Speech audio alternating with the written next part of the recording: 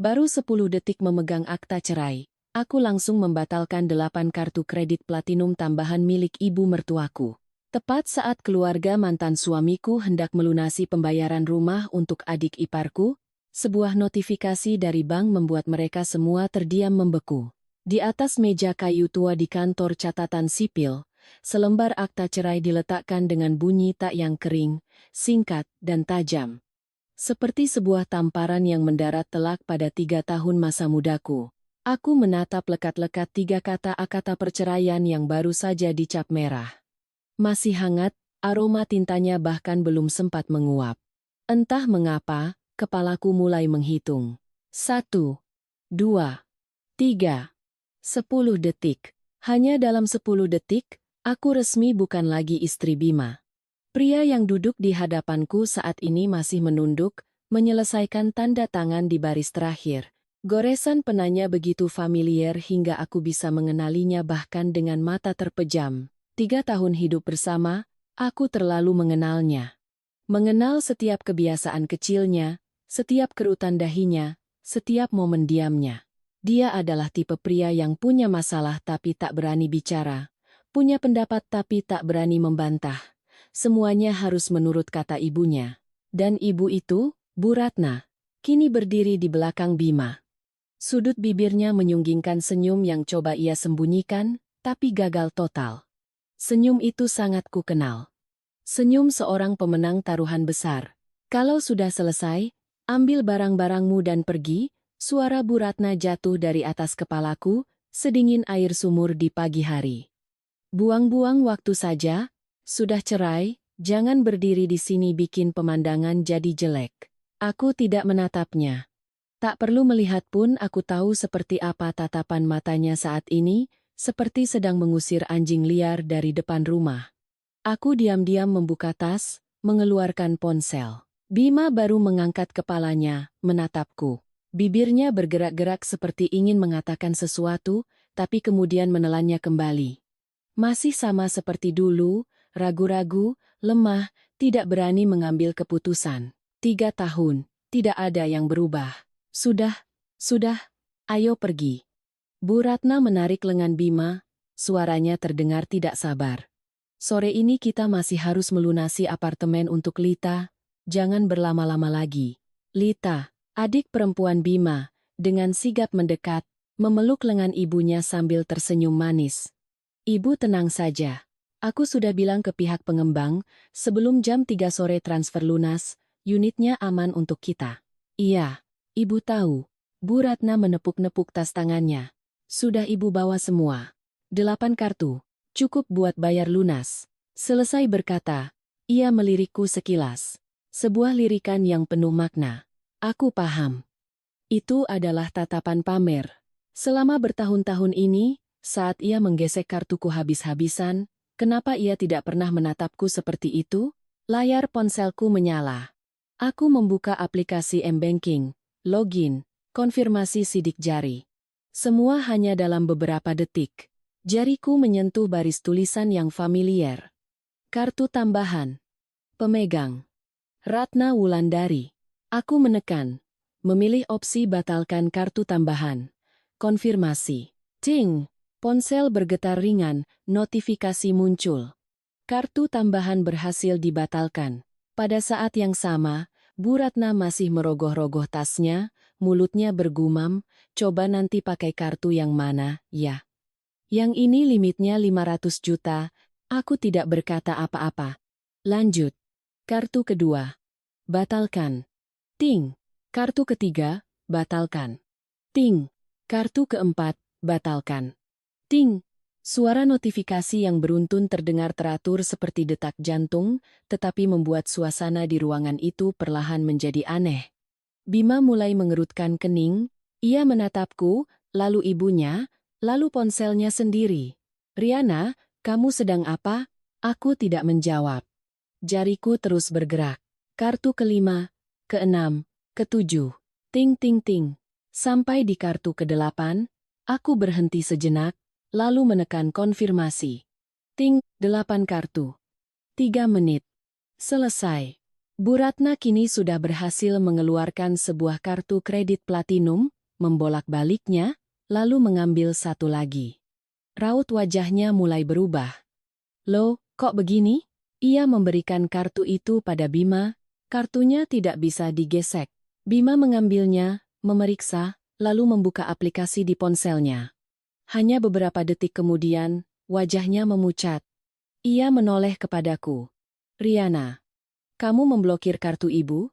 Aku mengangkat kepala menatapnya, lalu tersenyum. Senyum yang sangat tipis, itu bukan kartu milik Mas. Aku mengangkat ponselku. Itu kartuku. Kartu milikku, mau ku blokir atau tidak, itu hakku. Ada masalah? Bu Ratna seperti disambar petir. Apa katamu? Itu kartuku. Sudah kupakai 3 tahun ini. Dipakai memang oleh ibu, aku memutar layar ponselku ke arahnya. Tapi pemilik kartunya saya. 3 tahun ini, 8 kartu kredit yang ibu pegang, semuanya atas nama saya. Ibu belanja 1 rupiah pun, itu uang saya. Ruangan itu tiba-tiba hening.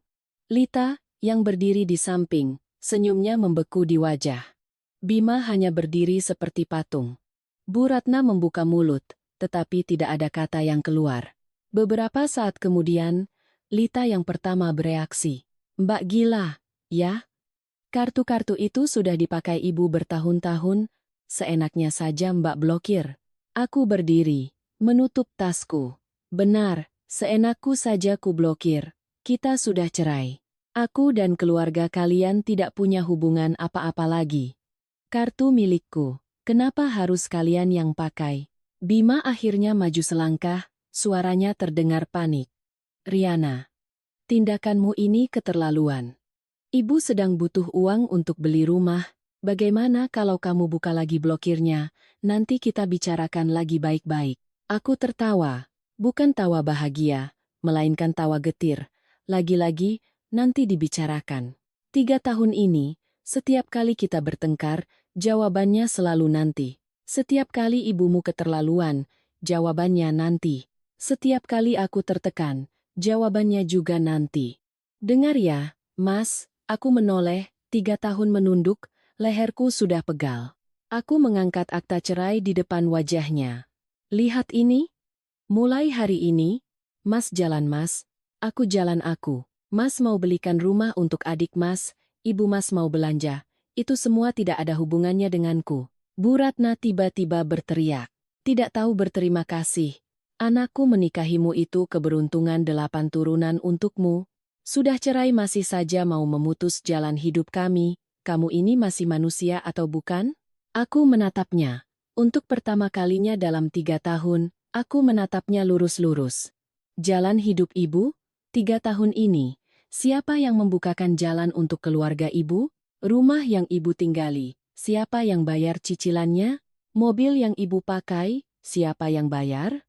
Kerugian bisnis anak ibu sebesar 50 juta, siapa yang menalanginya? Saya. Semuanya saya. Setiap kata seperti paku yang menancap. Lita berkata dengan suara gemetar, sore ini harus bayar 1 miliar rupiah, kalau tidak, rumahnya hangus. Bima terdiam sangat lama. Lalu ia menatapku dan bertanya satu hal. Kamu mau berapa baru mau membukanya lagi? Aku tertawa. Kali ini tawa sungguhan. Mas pikir aku sedang tawar-menawar? Tidak akan kubuka. Berapapun uangnya, tidak akan kubuka. Mulai sekarang, jangan harap keluarga Mas bisa dapat 1 rupiah pun dariku. Aku berbalik. Sepatu hak tinggiku mengetuk lantai marmer. Tak, tak, tak. Setiap langkah terasa ringan tapi mantap. Di belakangku, suara makian, tangisan, dan panggilan namaku terdengar campur aduk.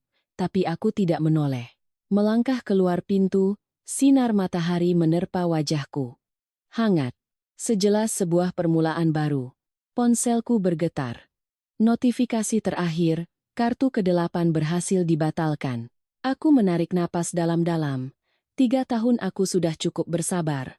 Tapi ini baru permulaan. Taksi melaju meninggalkan gerbang kantor catatan sipil. Roda mobil berdecit pelan di atas aspal, suaranya tidak keras, tapi cukup untuk membuatku merasa dengan jelas bahwa ada sesuatu yang baru saja kutinggalkan di belakang.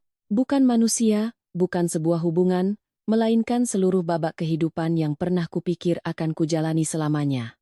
Nyatanya, semua berakhir hanya dengan selembar kertas dan beberapa stempel merah.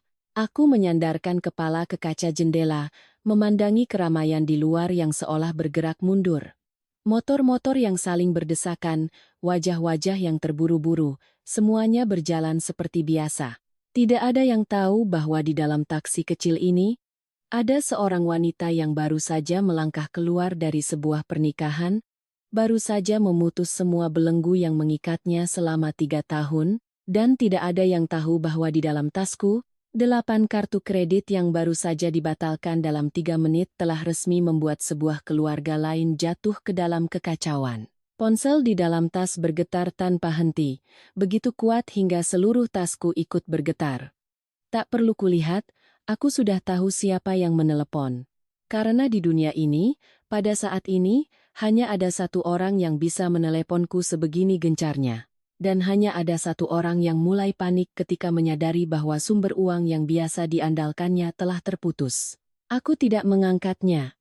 Kubiarkan ponsel bergetar. 1 kali, 2 kali, 5 kali, 10 kali.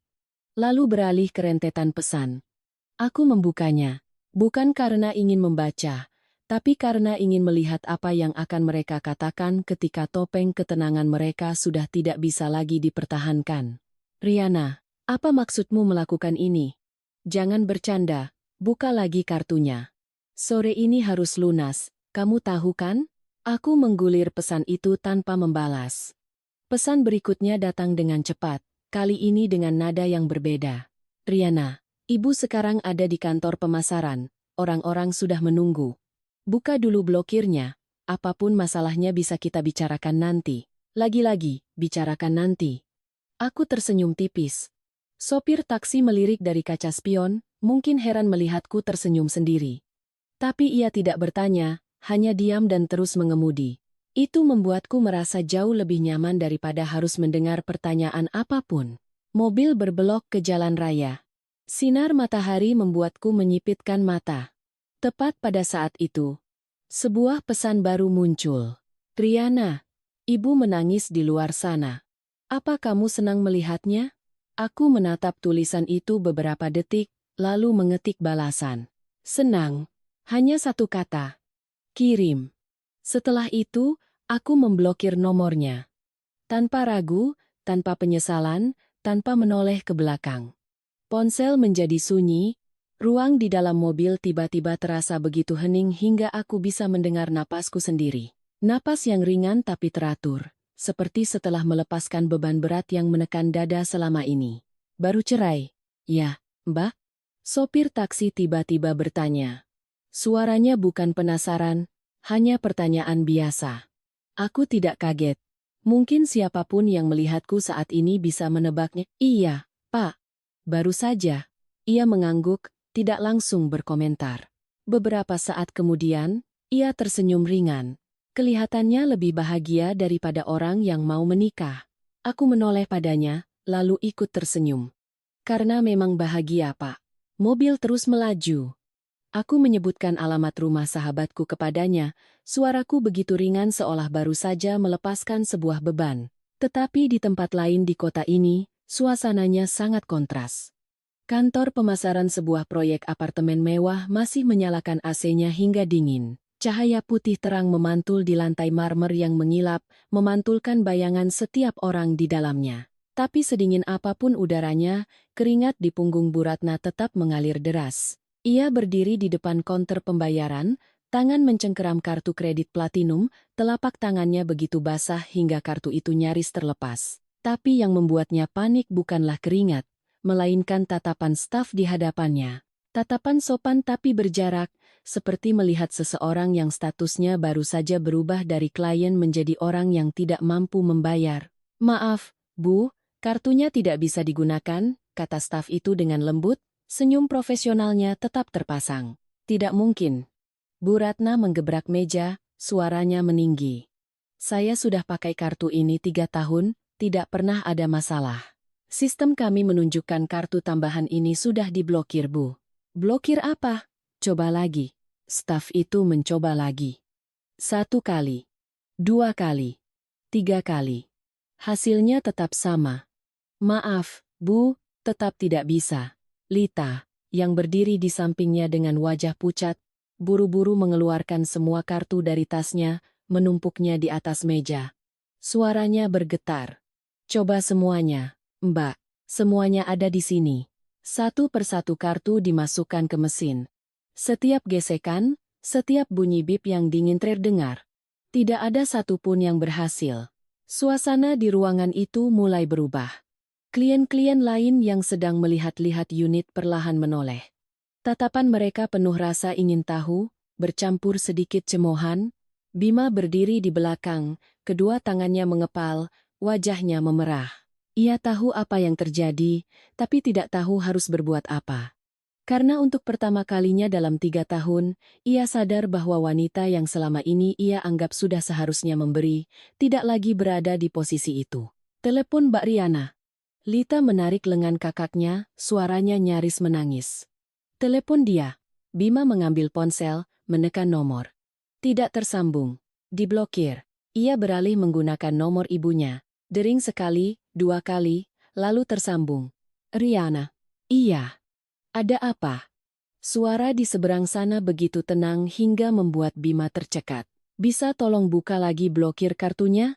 Bima bicara cepat, seolah takut jika sedetik saja terlambat, kesempatan itu akan hilang. Lita butuh untuk bayar apartemen. Aku terdiam sejenak, lalu bertanya. Apa hubungannya denganku? Sebuah pertanyaan ringan, tapi terasa seperti sabetan pedang. Bima terdiam, tidak bisa menjawab, karena ia tahu jawabannya adalah, tidak ada hubungan apapun. Riana, jangan begini. 3 tahun kamu sudah banyak membantu keluarga Mas. Tolong bantu sekali lagi saja. Aku tertawa, tapi kali ini suaraku lebih dingin. 3 tahun. Justru karena sudah 3 tahun, makanya aku berhenti. Coba Mas tanya pada diri sendiri, kalau aku tidak berhenti, sampai kapan ini akan terus berlanjut? Ujung telepon hening, hanya terdengar helaan napas. Aku katakan, untuk terakhir kalinya. 8 kartu itu milikku. Aku blokir dan tidak akan kubuka lagi. Selamanya. Aku menutup telepon. Tidak menunggunya bicara lebih lanjut. Di seberang sana, Bima berdiri membeku di tengah kantor pemasaran, ponsel masih menempel di telinga. Sementara di sekelilingnya, tatapan orang-orang telah berubah dari penasaran menjadi mengerti. Dan keheningan saat itu terasa lebih menakutkan daripada ejekan manapun. Bagaimana? Bu Ratna menghampirinya. Dia bilang apa? Bima menurunkan ponselnya. Suaranya serak. Dia tidak mau membukanya. Hanya 4 kata, tapi cukup untuk membuat seluruh dunia mereka runtuh. Lita menangis sejadi-jadinya. Bu Ratna terduduk lemas di kursi. Dan Bima, untuk pertama kalinya dalam hidupnya, merasa dirinya bukan lagi penengah di antara dua pihak, melainkan orang yang ditinggalkan di belakang. Dan saat itulah ia mulai mengerti satu hal, ada hal-hal yang sekali hilang, tidak bisa diminta kembali. Suasana di kantor pemasaran itu tidak lagi sekadar tegang, melainkan telah berubah menjadi berat dan menyesakkan. Seperti ketenangan sebelum badai, ketika segalanya hening, tapi semua orang tahu hanya butuh satu kilatan petir untuk membuat segalanya meledak. Dan yang paling menakutkan adalah, kilatan petir itu tidak datang dari luar, melainkan dari orang-orang yang berada di dalam ruangan itu sendiri. Bima masih berdiri di tempat yang sama. Ponsel di tangannya sudah lama mati layarnya, tapi ia masih menggenggamnya erat seolah itu satu-satunya pegangan yang tersisa. Matanya tidak lagi menatap siapapun, melainkan tertuju pada lantai marmer yang memantulkan wajahnya dengan distorsi yang aneh, hingga ia sendiri nyaris tak mengenalinya, sementara Bu Ratna duduk di kursi. Punggungnya bersandar, kedua tangan di atas paha, tapi jari-jarinya terus mengepal dan mengendur, seolah sedang menahan getaran yang tak bisa disembunyikan. Tidak mau buka itu maksudnya bagaimana? Suara Bu Ratna serak, tidak ada lagi nada dingin yang biasa, melainkan menunjukkan sesuatu yang sangat nyata, kepanikan. Bima tidak langsung menjawab, karena ia sendiri tidak tahu bagaimana harus menjelaskannya. Atau lebih tepatnya, ia tidak mau mengakui apa yang baru saja ia dengar. Bahwa mulai sekarang, wanita yang selama ini menopang seluruh keluarganya tidak akan lagi melakukannya. Bukan karena kehabisan uang, tapi karena ia telah memilih untuk tidak melakukannya. Dia bilang, tidak akan membukanya lagi. Akhirnya Bima mengatakannya. Suaranya begitu pelan, hingga jika bukan karena seisi ruangan sedang hening, mungkin tidak ada yang mendengarnya. Lita, yang berdiri di sampingnya dengan mata merah dan maskara luntur, mencengkeram lengan Bima. Suaranya bergetar. Mas, coba ulangi. Dia bilang apa? Dia pasti bercanda, kan? Bima menggeleng. Gelengan yang sangat pelan, tapi cukup untuk membuat Lita kehilangan semua kekuatannya. Ia melepaskan pegangannya, mundur selangkah, lalu terduduk di kursi. Air mata tumpah ruah tak terbendung. Karena ia tahu, ini bukan candaan dari mantan kakak iparnya. Ini adalah pertama kalinya dalam hidupnya, orang itu benar-benar berkata tidak mungkin. Tidak mungkin. Gumam Lita, tatapannya kosong. Selama ini dia tidak pernah seperti ini. Dia selalu membantu. Sebuah kalimat yang sangat jujur, sangat polos, tapi justru membuat beberapa orang di sekitar saling berpandangan. Karena di dalam kalimat itu, tidak ada sedikit pun rasa terima kasih, hanya ada sebuah anggapan bahwa orang lain memang harus membantu, harus memberi, harus menanggung. Seolah itu adalah kewajiban yang wajar. Staf di konter masih mempertahankan senyum profesionalnya, tapi sorot matanya mulai berubah.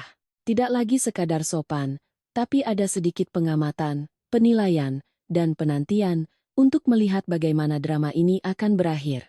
Maaf Bu, jika belum bisa melakukan pembayaran, pihak kami hanya bisa menahan unit ini sampai pukul 6 sore, katanya lembut, tapi setiap katanya jelas. Setelah itu, kami akan membukanya kembali untuk klien lain.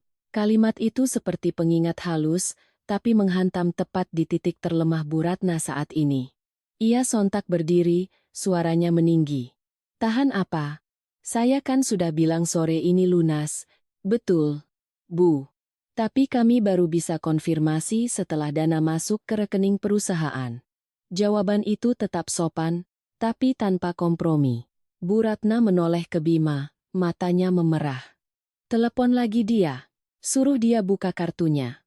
Bilang dia mau uang berapapun, Ibu kasih. Bima berdiri diam, tidak bergerak. Bukan karena tidak mau menelepon, tapi karena ia tahu itu akan sia-sia. Namun, di bawah tatapan ibunya dan adiknya, ia tetap mengangkat ponselnya. Meskipun di dalam hati ia sadar, panggilan ini bukan untuk menyelesaikan masalah, melainkan hanya untuk memperpanjang harapan yang tipis.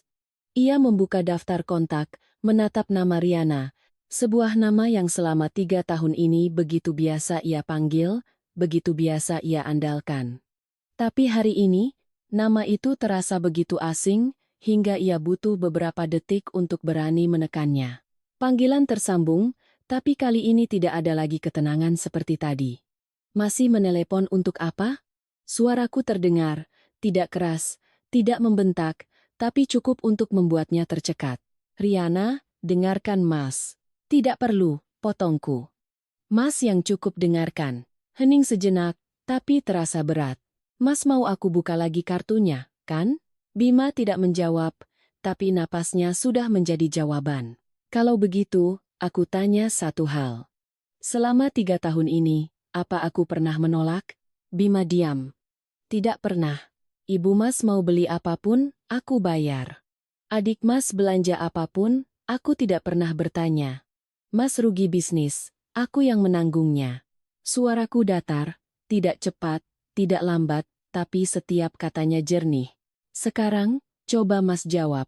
Apa aku tidak punya hak untuk berkata tidak satu kali saja? Bima berdiri membeku. Karena pertanyaan itu, ia tidak punya jawabannya. Mulai sekarang, urus diri kalian sendiri. Aku langsung menutup telepon.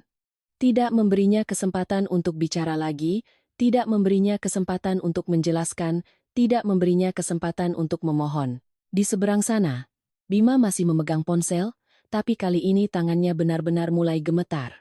Bukan karena marah, tapi karena untuk pertama kalinya, Ia sadar bahwa wanita yang ia kira akan selalu ada di sana, benar-benar telah pergi. Bagaimana? Tanya Bu Ratna lagi, kali ini lebih mendesak. Dia bilang apa?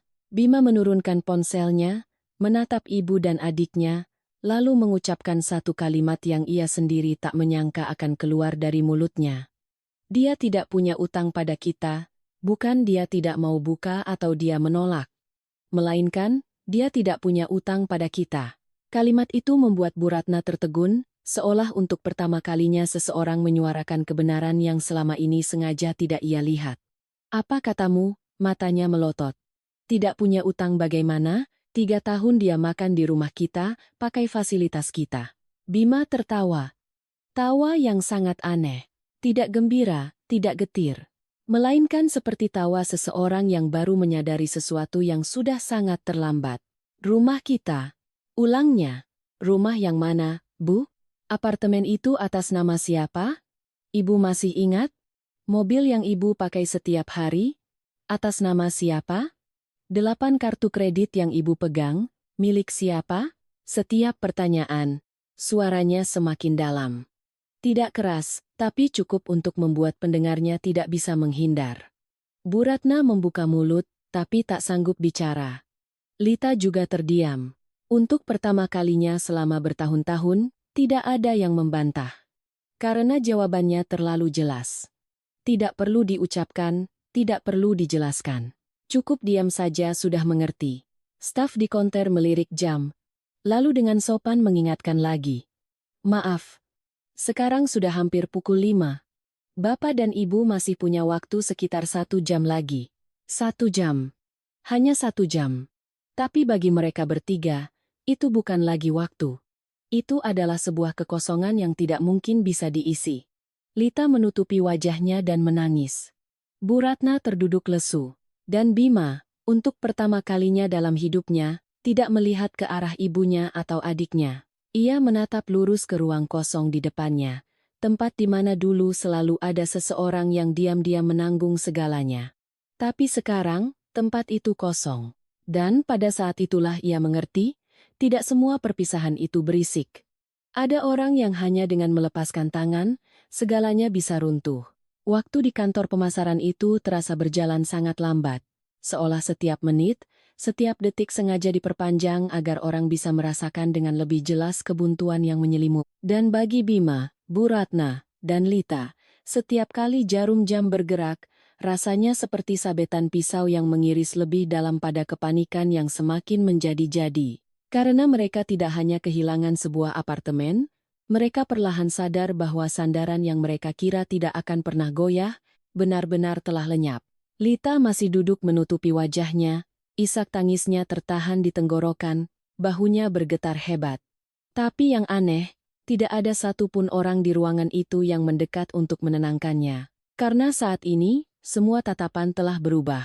Tidak lagi sekadar penasaran, melainkan pengamatan, penilaian, pemahaman, dan bahkan sedikit penolakan. Bu Ratna, yang duduk di sebelahnya, tidak lagi meraung-raung. Ia menjadi diam dengan cara yang menakutkan. Matanya menatap kosong ke lantai, seolah mencoba mencari jalan keluar di antara pola marmer yang dingin. Tapi semakin ia mencari, semakin ia sadar tidak ada jalan keluar. Karena dari awal, ia tidak pernah berpikir harus mengurus dirinya sendiri. Tidak bisa begini terus, gumamnya, suaranya serak. Kita tidak bisa membiarkan perempuan itu berbuat seenaknya. Bima, yang berdiri di dekatnya, mendengar itu tapi tidak berkomentar. Karena ia sendiri tidak tahu harus bereaksi bagaimana. Di satu sisi, ada kebenaran yang baru saja ia sadari. Di sisi lain, ada kebiasaan yang sudah mendarah daging untuk selalu membela ibunya. Telepon dia lagi. Bu Ratna tiba-tiba mengangkat kepala, matanya memerah. Suruh dia datang ke sini. Bicara langsung. Bima mengerutkan kening. Datang ke sini untuk apa lagi, Bu? Biar dia lihat keadaan ini, nanti juga hatinya luluh.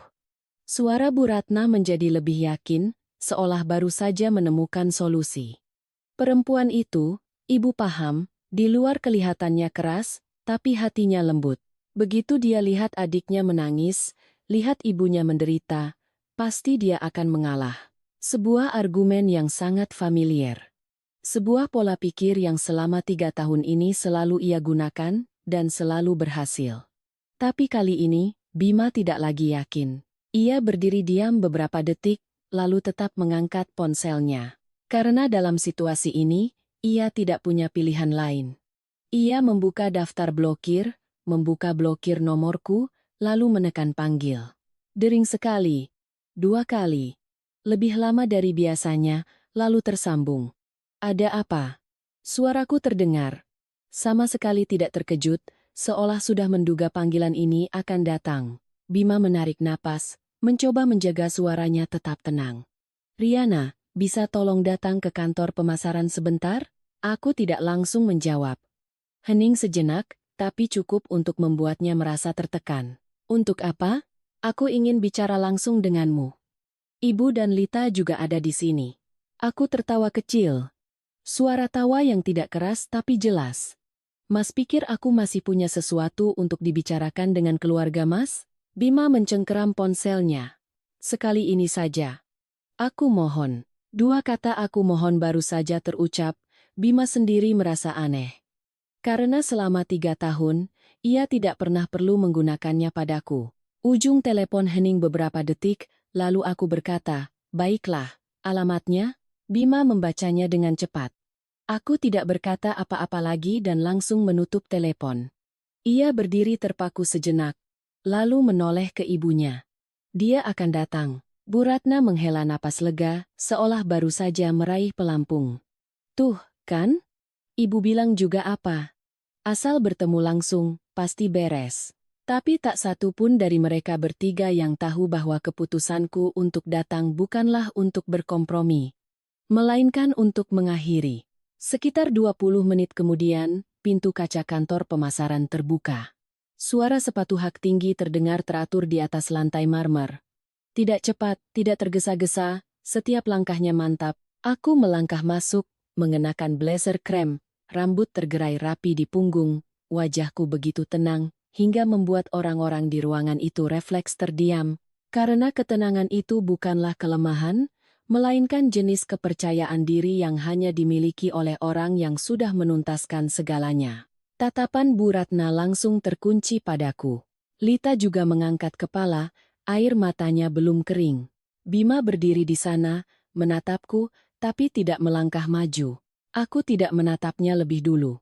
Aku berjalan lurus ke konter, meletakkan tas, dan mengangguk pada staf. Selamat sore, Mbak.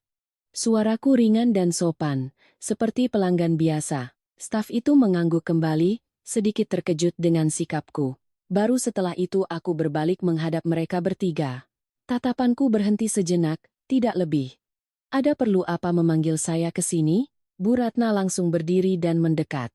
Nada suaranya berubah menjadi lembut, sangat lembut hingga jika ini terjadi 3 tahun lalu, mungkin aku akan percaya. Riana, kamu sudah datang. Duduk dulu nak. Tidak perlu duduk. Ada apa? Katakan saja. Bu Ratna tertegun sejenak, tapi tetap melanjutkan. Ibu tahu. Dulu ibu mungkin pernah bicara kasar padamu, tapi itu semua karena ibu khawatir dengan keluarga. Sekarang Lita butuh sekali apartemen ini, kamu bantu adikmu sekali ini saja. Ya? Suaranya bergetar, terdengar sangat meyakinkan. Tapi aku hanya menatapnya tanpa bereaksi. Bima, yang berdiri di sampingnya, ikut angkat bicara. Riana, aku tahu kamu marah. Tapi ini menyangkut tempat tinggal adikku. Kamu bantu kali ini? Aku jamin. Jamin apa? Potongku, tidak dengan suara keras, tapi jelas. Bima terdiam. Tidak bisa menjawab. Karena ia sendiri tidak tahu apa yang hendak ia jamin. Aku menoleh ke Lita, yang sedang menangis dengan tatapan penuh harap. Mbak, tolong bantu aku sekali ini saja. Aku janji setelah ini tidak akan merepotkan Mbak lagi. Sebuah kalimat yang familiar. Terlalu familiar. Aku menghela napas pelan, lalu membuka tas, mengeluarkan setumpuk kertas, dan meletakkannya di atas konter. Sebelum bicara soal membantu atau tidak, kita bicarakan ini dulu. Bu Ratna mengerutkan kening. Kertas apa itu? 3 tahun terakhir, kataku dengan suara datar. Rincian pengeluaran yang ibu dan adik Mas habiskan dari kartuku. Ruangan hening. Aku membalik lembar pertama. 38 juta untuk jaket bulu. 12 juta untuk perawatan spa. 50 juta untuk berjudi. 100 juta untuk liburan. Setiap angka, setiap item disebutkan dengan jelas, tidak kurang 1 rupiah pun. Setiap kali aku berbicara, raut wajah Bu Ratna berubah sedikit. Lita perlahan berhenti menangis, Bima hanya berdiri membeku. Totalnya, aku meletakkan tanganku di lembar terakhir, 1.083 juta rupiah. Tidak ada yang bicara, karena tidak ada yang bisa menyangkal. Kamu. Bu Ratna tergagap. Dari mana kamu dapat semua ini? Tidak perlu dicari. Aku menatap lurus ke arahnya. Uangnya keluar dari rekening saya. Tentu saja saya berhak tahu. Hening sejenak, lalu aku melanjutkan. Dan sekarang, kalian mau saya bantu lagi 1 miliar rupiah untuk membeli rumah. Aku bertanya satu hal. Aku menatap mereka satu persatu, perlahan. Kalian pakai status apa untuk meminta? Tidak ada yang menjawab. Tidak ada yang berani menatap lurus. Seluruh ruangan sunyi senyap, hanya terdengar deru AC dan detak jantung yang sangat jelas. Aku mengambil kembali tumpukan kertas itu, memasukkannya ke dalam tas, dan menatap mereka untuk terakhir kalinya. 3 tahun. Aku sudah melakukan cukup. Sisanya, urus sendiri. Aku berbalik dan melangkah pergi. Tidak berhenti, tidak menoleh. Dan kali ini, tidak ada yang memanggilku lagi. Pintu kaca di belakangku tertutup dengan sangat pelan, nyaris tanpa suara. Tetapi bagi orang-orang yang tertinggal di dalam, itu terdengar seperti sebuah titik akhir yang jelas, tegas, dan tidak dapat diubah. Karena begitu bayanganku hilang dari pandangan, suasana di kantor pemasaran itu langsung jatuh ke dalam keheningan yang menyesakkan. Bukan keheningan yang menenangkan, melainkan keheningan di mana semua orang bisa merasakan bahwa segalanya baru saja runtuh di depan mata mereka, hanya saja belum ada yang cukup berani untuk mengatakannya. Bima masih berdiri di sana, kedua tangannya terkulai lemas, matanya menatap pintu yang telah tertutup, seolah pada saat itu, ia masih belum percaya bahwa aku benar-benar telah pergi tanpa menoleh, tanpa melunak, tanpa meninggalkan celah sedikit pun untuknya masuk seperti biasanya. Sementara Bu Ratna berdiri terpaku di tengah ruangan, wajahnya berubah dari merah menjadi pucat, lalu dari pucat menjadi kelabu. Bibirnya terkatup rapat, seperti sedang menelan amarah yang baru saja meledak tapi tidak menemukan jalan keluar. Dan Lita, ia masih duduk di sana, tapi air matanya sudah berhenti mengalir. Bukan karena ia sudah tenang, melainkan karena ia mulai mengerti bahwa menangis saat ini tidak akan mengubah apapun. Staf di konter dengan sopan mengalihkan pandangan dari kerumunan, lalu berdehem pelan. Suaranya tetap profesional, tetapi kini ada nada ketegasan dari seseorang yang sudah terbiasa dengan situasi seperti ini. Maaf. Karena sampai saat ini kami belum menerima pembayaran, saya ingatkan kembali bahwa unit ini hanya kami tahan sampai pukul 6 sore ini. Sebuah kalimat yang sangat ringan, tapi terasa seperti sabetan pisau terakhir. Bu Ratna berbalik tajam, matanya seolah menyala. Kamu tidak lihat saya sedang berusaha? Saya sudah bilang akan bayar. Staf itu tidak mundur, tetap menjaga jarak yang sopan, suaranya tenang. Saya mengerti Bu. Tetapi pihak kami memerlukan konfirmasi dana masuk ke rekening untuk bisa menahan unit lebih lanjut. Mohon pengertiannya. Dua kata mohon pengertiannya jatuh, ringan tapi dingin. Bukan sebuah permintaan maaf, melainkan pengingat bahwa aturan tetaplah aturan, tidak ada pengecualian. Lita kini sontak berdiri. Suaranya tercekat. Ibu, sekarang bagaimana? Ibu bilang sesuatu, dong. Tidak ada uang. Bagaimana mau bayar? Bu Ratna tidak langsung menjawab. Ia menoleh ke Bima. Tatapannya penuh tekanan. Telepon lagi dia. Suruh dia kembali. Bilang saja cukup buka kartunya. Ibu tidak butuh bantuan lain. Bima tidak bergerak. 1 detik, 2 detik. Lalu ia menggeleng. Gelengan yang sangat pelan, tapi tegas. Tidak bisa Bu. Suaranya serak. Dia tidak akan kembali lagi. Bu Ratna seolah tidak percaya dengan apa yang didengarnya. Apa katamu? Kamu bilang apa barusan? Kamu bilang tidak mau menelepon lagi? Bima mengangkat kepala. Untuk pertama kalinya, ia menatap lurus ke arah ibunya. Matanya tidak lagi menghindar, tidak lagi ragu. Cukup, Bu. 2 kata. Ringan tapi berat. Seluruh ruangan hening. Lita juga tertegun. Bu Ratna melotot. Cukup apanya? Kamu ini bicara apa? Bima menghela napas panjang, seolah telah menahannya terlalu lama, hingga saat dikeluarkan, suaranya tidak lagi normal. 3 tahun. Bu. Apa belum cukup? Ibu masih mau mengambil berapa banyak lagi darinya? Setiap kata yang diucapkan, suasana semakin menegang. Bu Ratna membeku, seolah tak menyangka putranya akan berkata seperti itu. Kamu membelanya. Kamu lupa dia itu siapa? Kamu lupa dia sudah makan dan tinggal di rumah kita selama 3 tahun? Bima tertawa. Tawa yang sangat pelan tapi penuh kelelahan. Makan di rumah kita. Ulangnya. Rumah kita yang mana, Bu? Apartemen itu atas nama siapa? Cicilan bulanannya siapa yang bayar? Mobil yang ibu pakai, siapa yang beli? Kartu kredit yang ibu pegang, atas nama siapa? Setiap pertanyaan, kali ini tidak lagi diucapkan dengan suara pelan, melainkan jelas dan runtut. Tanpa jeda, tanpa penghindaran. Bu Ratna membuka mulut, tapi tak sanggup bicara. Lita menatap kakaknya, matanya penuh keterkejutan dan ketakutan, seolah baru pertama kali melihat sisi lain dari kakaknya. Mas kenapa? Lita gemetar. Kenapa Mas bicara seperti itu? Bima tidak menatapnya, hanya berkata, aku hanya mengatakan kebenaran. Satu kalimat yang membuat segalanya hening. Staf di konter melirik jam, lalu kembali bersuara, kali ini tidak lagi berbasa-basi. Maaf, sekarang sudah pukul 17.45. Sisa waktu 15 menit lagi untuk menahan unitnya.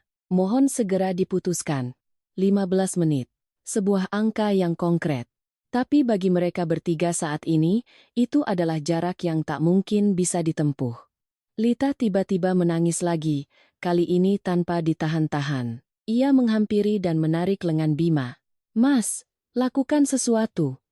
Mas kan kakakku. Mas tidak bisa membiarkan aku kehilangan apartemen ini. Bima berdiri diam. Tidak melepaskan tangannya, tapi juga tidak merespons. Tolong aku, Mas. Aku tidak mau kehilangannya. Suara Lita pecah.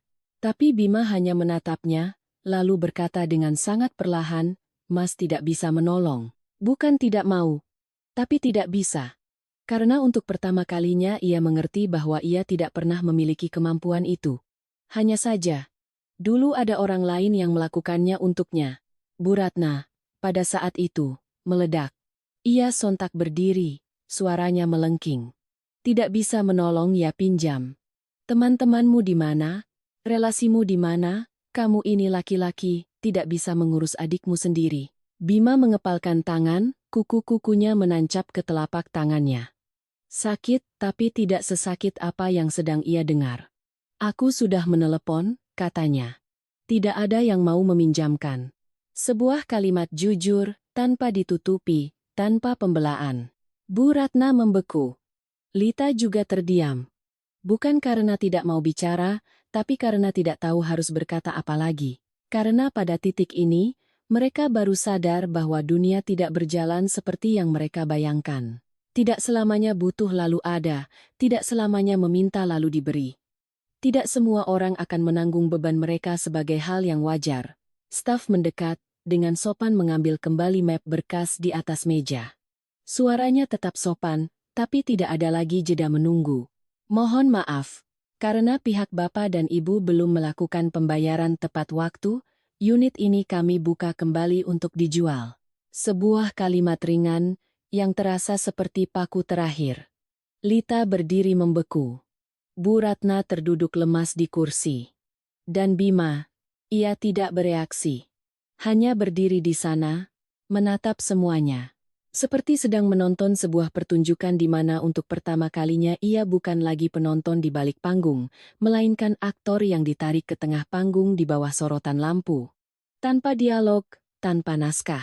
Hanya kebenaran yang telanjang. Dan pada saat itulah ia mengerti.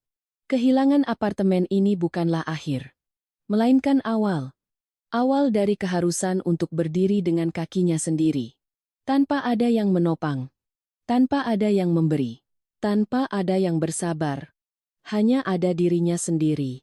Mobil Bima melaju meninggalkan kantor pemasaran saat hari sudah mulai sore.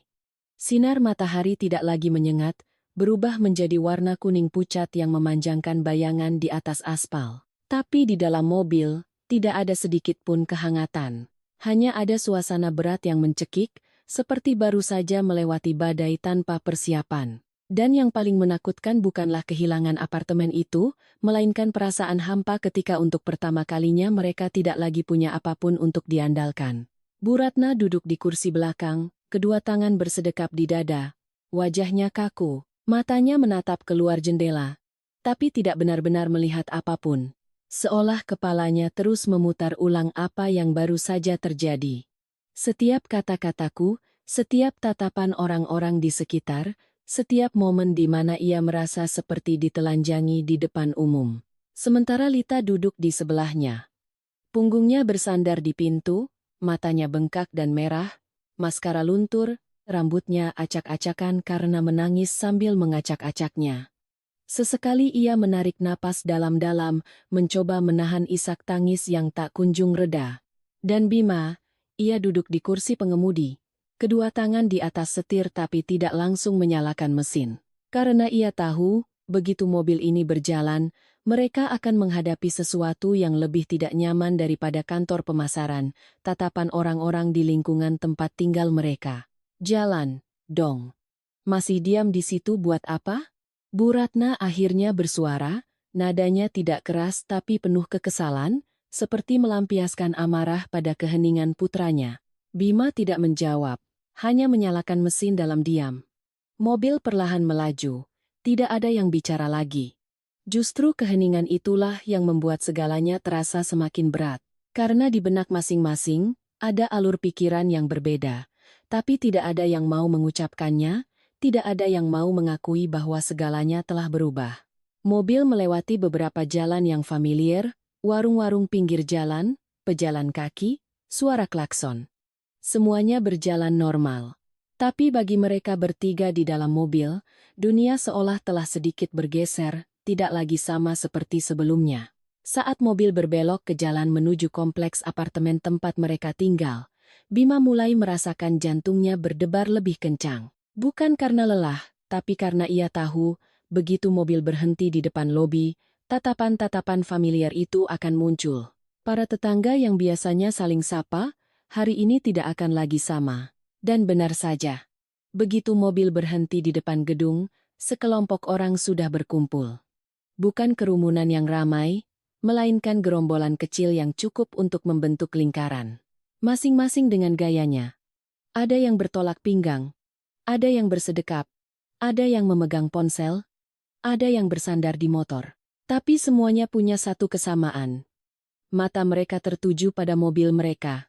Pintu mobil terbuka, Bu Ratna turun lebih dulu. Belum sempat ia berdiri tegak, sebuah suara familiar terdengar dari samping, sama sekali tidak berbisik. Bu Ratna, baru pulang? Yang bicara adalah Tante Rini dari lantai bawah, terkenal paling tahu semua gosip di kompleks. Suaranya selalu lantang, cukup untuk didengar satu lantai. Dengar-dengar hari ini urus cerai menantunya, ya? Pertanyaan itu diajukan dengan santai, tapi isinya sama sekali tidak ringan. Bu Ratna terdiam sejenak, lalu segera memasang wajah normal. Biasa, masalah keluarga. Tidak ada yang perlu dibicarakan. Tidak ada yang perlu dibicarakan? Suara lain menimpali. Pak Surya dari seberang unit, tangannya memegang kipas, matanya menyipit.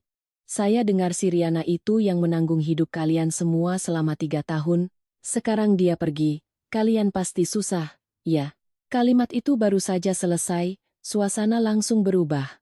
Bukan lagi basa-basi, melainkan sindiran tajam. Lita, yang baru turun dari mobil, langsung memerah wajahnya. Ia menunduk, tidak berani menatap siapapun, berjalan cepat masuk ke dalam lobi seolah ingin melarikan diri. Tapi tatapan-tatapan itu terus mengikutinya seperti jarum-jarum kecil yang tajam, menusuk setiap langkahnya. Bu Ratna berbalik, suaranya mulai meninggi. Siapa yang bilang begitu? Jangan bicara sembarangan. Urusan menantu saya itu urusan pribadi, tidak perlu orang luar ikut campur.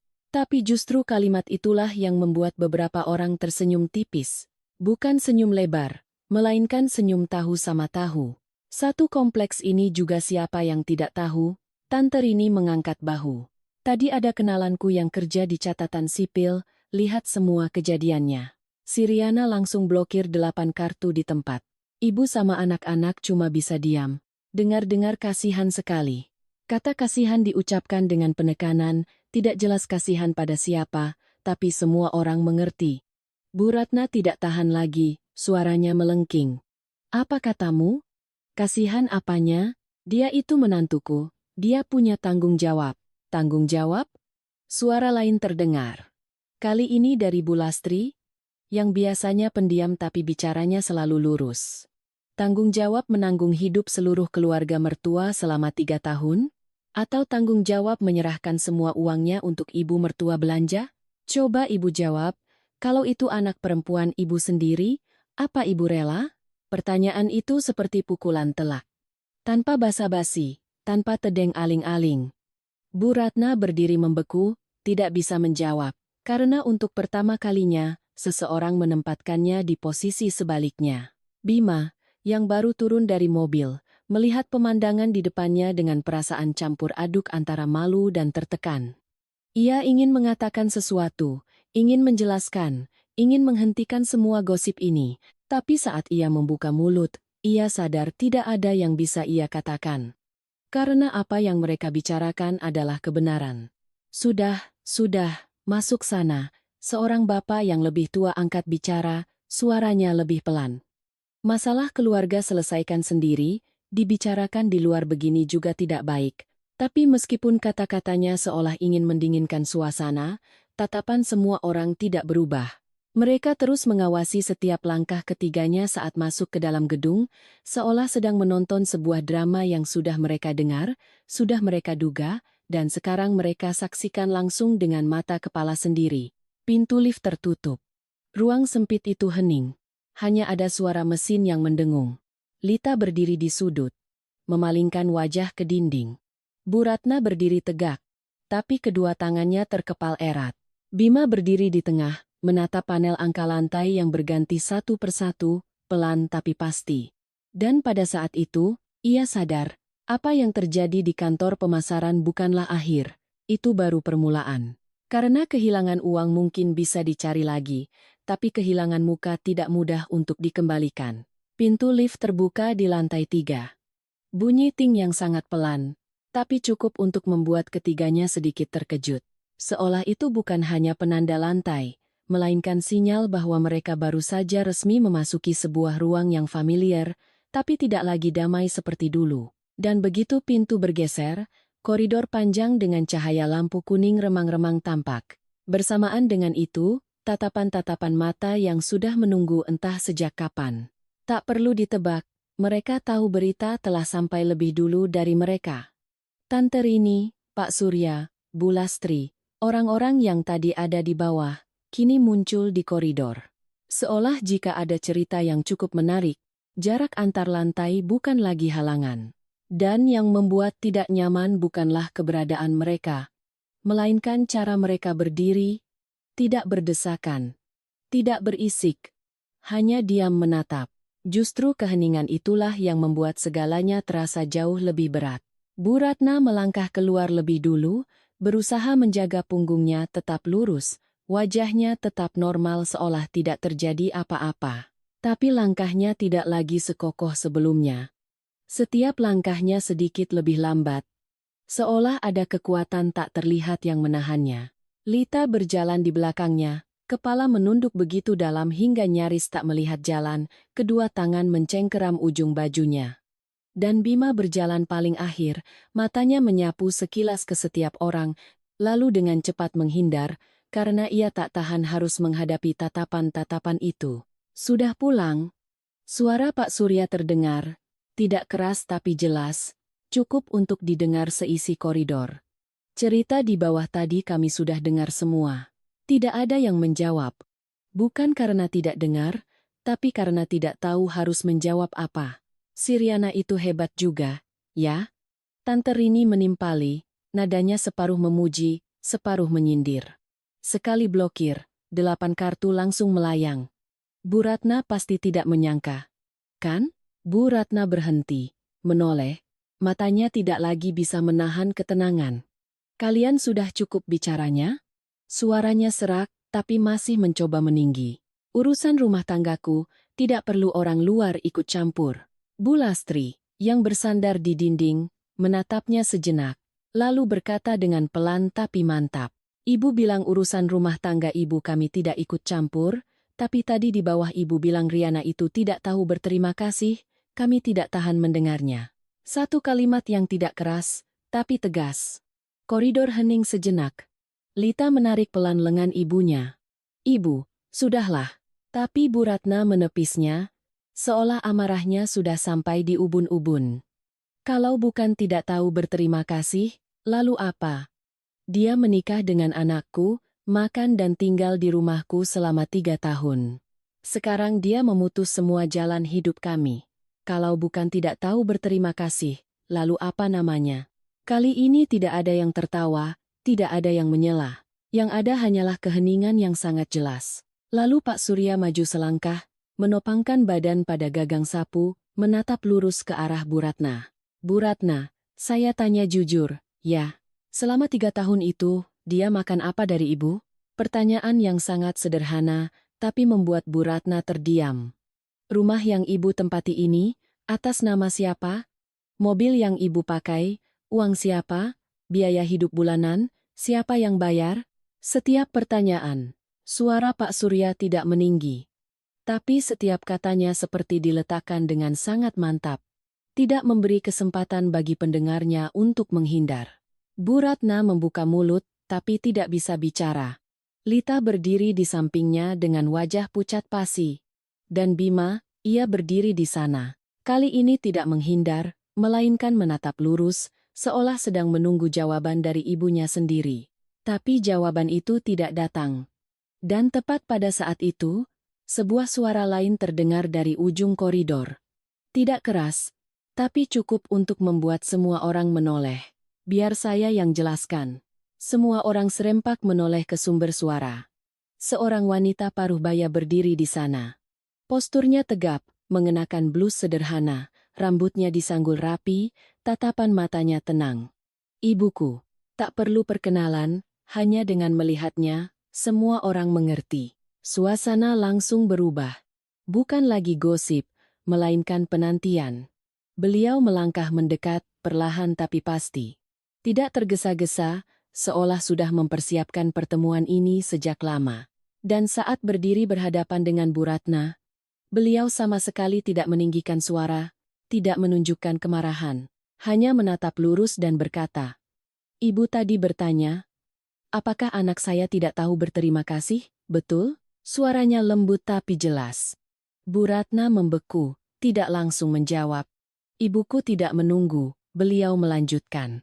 3 tahun ini, anak saya sudah memberikan berapa banyak uang untuk keluarga ibu? Apa ibu masih ingat? Kalau tidak ingat, biar saya ingatkan. Totalnya, 1.083.000.000 rupiah. Angka itu diucapkan tanpa jeda, tapi cukup untuk membuat seisi koridor hening. Dari jumlah itu, ibu menggunakan lebih dari 600 juta. Anak perempuan ibu lebih dari 400 juta. Dan anak laki-laki ibu, lebih dari 500 juta untuk menutupi kerugian bisnisnya. Anak saya yang menanggungnya. Setiap kalimat seperti ketukan palu, mengetuk kebenaran yang tak terbantahkan. Ibu bilang anak saya makan di rumah ibu. Kalau begitu saya tanya, uang untuk makan itu, siapa yang bayar? Tidak ada yang menjawab. Tidak ada yang berani. Ibu bilang anak saya tidak tahu berterima kasih. Kalau begitu saya tanya, jasa ibu itu apa? Ruangan menjadi begitu sunyi hingga suara kipas angin di langit-langit terdengar berputar pelan. Bu Ratna mundur selangkah. Bukan karena takut, tapi karena tidak kuat berdiri. Lita, yang berdiri di belakangnya, Air matanya kembali tumpah. Bima hanya berdiri diam, tidak bicara, tidak bereaksi, tapi tatapan matanya telah berubah. Ibuku tidak berhenti. Beliau melihat sekeliling, lalu berkata dengan suara yang tetap datar. Saya tidak datang ke sini untuk bertengkar. Saya hanya datang untuk mengatakan satu hal. Anak saya tidak berutang apapun pada keluarga ibu. Sebaliknya, keluarga ibulah yang berutang pada anak saya. Tidak ada yang bicara, tidak ada yang membantah. Karena semua angka telah terhampar, jelas tak tersanggulkan.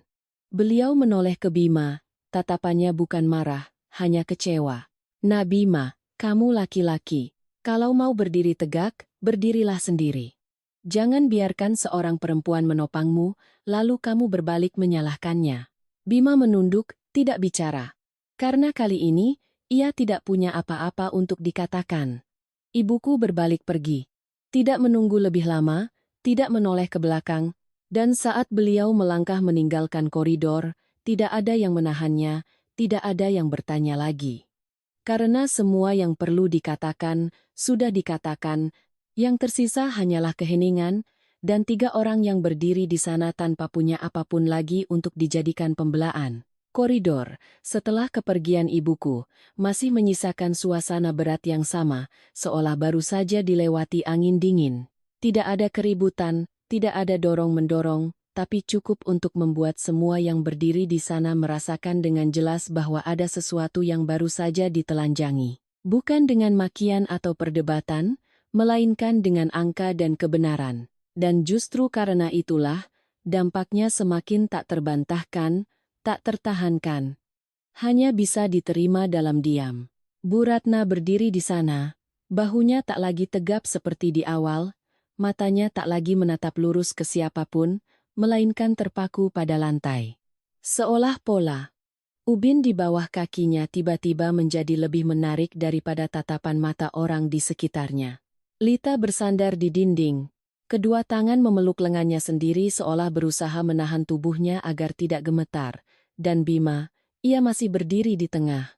Tapi kali ini, bukan lagi sebagai penengah, melainkan sebagai seseorang yang ditarik keluar dari semua posisi di tengah yang familiar, dipaksa berdiri sendiri menghadapi kenyataan. Tidak ada yang bicara lagi, tidak ada yang ingin bertanya. Karena drama yang baru saja terjadi sudah lebih dari cukup. Tapi keheningan itu tidak berlangsung lama. Tepat saat orang-orang mulai membubarkan diri, sebuah dering ponsel terdengar. Tidak keras, tapi di dalam keheningan itu, suaranya menjadi begitu jelas hingga semua orang refleks menoleh. Ponsel Bima. Ia melihat layar, nomor tak dikenal. Ia ragu sejenak, lalu mengangkatnya. Halo, suaranya serak. Di ujung telepon, suara seorang wanita terdengar, manis tapi sedikit tergesa-gesa. Mas Bima. Ini aku, Sinta. Mendengar nama itu, Lita langsung mengangkat kepala, matanya memancarkan sesuatu yang aneh. Bukan senang, bukan juga kaget, melainkan semacam kewaspadaan. Sementara Bu Ratna sedikit mengerutkan kening, mencoba mengingat siapa nama itu. Bima sedikit membalikkan badan, merendahkan suaranya. Iya. Ada apa? Mas di mana? Suara wanita di seberang terdengar lebih cepat. Aku telepon dari tadi tidak diangkat. Ada apa? Bima melihat sekeliling, lalu berbisik. Aku di rumah. Kalau ada perlu, katakan saja. Ujung telepon hening sejenak, lalu suara wanita itu merendah. Mas, soal uang itu. Mendengar kata uang. Mata Lita langsung tertuju pada kakaknya. Sementara Bu Ratna juga menoleh tajam. Seolah firasatnya merasakan ada sesuatu yang tidak beres. Uang apa? Tanya Bima. Tapi suaranya tidak lagi seyakin sebelumnya. Itu, loh, uang yang Mas transfer ke aku. Sekarang keluargaku menanyakannya. Kalimat itu belum selesai, tapi sudah cukup untuk membuat suasana membeku. Lita maju selangkah, suaranya menekan. Mas lagi telepon siapa? Bima terkejut, mencoba menutupi ponselnya, tapi sudah terlambat. Karena kalimat berikutnya dari seberang telepon terdengar sangat jelas. Katanya Mas sudah cerai, uang itu uang Mas sendiri. Kok sekarang jadi? Sinta, pelankan suaramu. Potong Bima. Suaranya panik. Tapi nasi sudah menjadi bubur. Bu Ratna berjalan lurus ke arahnya, merebut ponsel dari tangannya. Siapa ini? Suaranya meninggi. Kamu siapa? Ujung telepon hening sejenak, lalu suara wanita itu juga berubah, tidak lagi manis, melainkan waspada. Saya temannya Mas Bima. Teman apa pakai uang segala? Hardik Bu Ratna. Jelaskan sekarang. Bima buru-buru merebut kembali ponselnya. Ibu, sudahlah. Ia mematikan panggilan, tidak memberi kesempatan bagi pihak seberang untuk bicara lebih lanjut. Tapi apa yang perlu didengar, sudah terdengar. Tidak ada yang bertanya lagi. Tidak perlu. Karena semua sudah mengerti, ada sebuah cerita yang selama ini tidak mereka ketahui. Lita menatap kakaknya, matanya terbelalak. Uang apa? Mas transfer uang ke siapa? Suaranya bergetar, bukan karena penasaran, melainkan karena takut. Bima tidak langsung menjawab, ia menunduk ke lantai, seolah mencari jawaban yang ia sendiri tidak mau mengucapkannya. Jawab, Mas, teriak Lita. Dari mana Mas punya uang untuk transfer ke orang lain? Bu Ratna juga menatapnya, matanya menajam. Jelaskan ke ibu. Ada apa ini? Tidak ada lagi jalan untuk menghindar. Bima menghela napas panjang, lalu berkata, itu uangnya Riana. 3 kata ringan yang terasa seperti sambaran petir. Apa? Bu Ratna nyaris menjerit. Uang dia kamu kasih ke orang lain? Lita mundur selangkah. Tatapannya berubah dari kaget menjadi ngeri. Mas sudah gila? Bima memejamkan mata sejenak, lalu membukanya. Bukan sekali. Sudah beberapa kali. Suaranya merendah. Setiap kali transfer beberapa puluh juta. Totalnya hampir 100 juta. Ruangan seolah terisap udaranya. Tidak ada yang bernapas, tidak ada yang bicara. Karena informasi itu terlalu mengejutkan. Bu Ratna berdiri kaku, mulutnya ternganga tapi tak bersuara. Lalu tiba-tiba, ia mengangkat tangannya. Plak! Sebuah tamparan keras mendarat di pipi Bima. Bima tidak menghindar, tidak bereaksi, hanya diam menerimanya. Apa yang sudah kamu lakukan? Suara ibunya pecah. Uang itu untuk keluarga. Kenapa kamu kasih ke orang luar? Bima tidak menatap ibunya, hanya berkata, itu bukan uang keluarga. Itu uang Riana. Sebuah kalimat yang diulang, tapi kali ini tidak ada yang membantah. Karena mereka baru saja mendengarnya dari mulutnya sendiri. Lita menggeleng, air matanya kembali jatuh. Mas pakai uang Mbak Riana untuk membiayai perempuan lain? Apa yang Mas pikirkan? Bima tidak menjawab. Karena ia sendiri tidak tahu. Ia hanya tahu. Saat itu ia merasa bisa. Karena uang selalu tersedia. Cukup dengan meminta, cukup dengan menggesek kartu, cukup dengan nanti saja. Tapi sekarang, tidak ada lagi. Dan yang paling menakutkan bukanlah ketahuan, melainkan kesadaran bahwa semua yang pernah ia lakukan kini kembali menghantuinya satu persatu, tanpa kurang, tanpa sisa. Bu Ratna mundur, terduduk di kursi, tangannya gemetar. Ya Tuhan, anak macam apa yang sudah kubesarkan? Tapi kali ini, tidak ada yang menenangkannya, tidak ada yang berkata, sabar, Bu. Karena semua orang tahu, pertanyaan itu punya jawaban. Hanya saja, selama ini tidak ada yang mau mengatakannya. Koridor kembali hening. Tapi bukan lagi keheningan yang berat. Melainkan keheningan dari sesuatu yang telah pecah. Pecah berkeping-keping. Dan tidak mungkin bisa disatukan kembali seperti semula. Suasana di koridor setelah tamparan itu tidak lagi sekadar tegang, melainkan berubah menjadi dingin dan pekat. Seolah semua hal yang tak terucapkan selama 3 tahun terakhir tiba-tiba terseret ke permukaan secara bersamaan. Tanpa urutan, tanpa persiapan, dan tanpa bisa ditarik kembali. Membuat setiap orang yang berdiri di sana terperangkap dalam kekosongan yang canggung, di mana mereka tidak tahu harus berkata apa, atau harus diam berapa lama. Bima masih berdiri di tempat yang sama, wajahnya sedikit merah bekas tamparan. Tapi ia tidak menyentuhnya, tidak juga berpaling. Hanya berdiri di sana seperti seseorang yang baru saja terbangun dari mimpi yang terlalu panjang, dan begitu sadar, ia mendapati sekelilingnya tidak ada lagi yang familiar. Sementara Bu Ratna terduduk lesu di kursi plastik di sudut koridor. Kedua tangan menopang kepala, rambutnya yang tadinya rapi kini acak-acakan. Beberapa helai jatuh menutupi sebagian wajahnya. Tapi yang paling mencolok bukanlah penampilannya, melainkan postur duduknya. Postur yang tidak lagi menunjukkan dominasi atau kontrol, melainkan hanya kelelahan dari seseorang yang baru saja tergusur dari posisi yang ia anggap paling kokoh. Lita berdiri di sebelahnya, tidak lagi menangis terisak, tapi air mata terus mengalir tanpa ia sadari. Karena ada kalanya seseorang tidak lagi merasakan air matanya sendiri, hanya tahu bahwa hatinya terasa semakin kosong. Para tetangga belum sepenuhnya bubar. Mereka berdiri terpencar di sepanjang koridor, tidak ada yang bicara keras, tapi mata mereka masih tertuju pada ketiganya. Seolah drama ini belum berakhir, dan memang belum.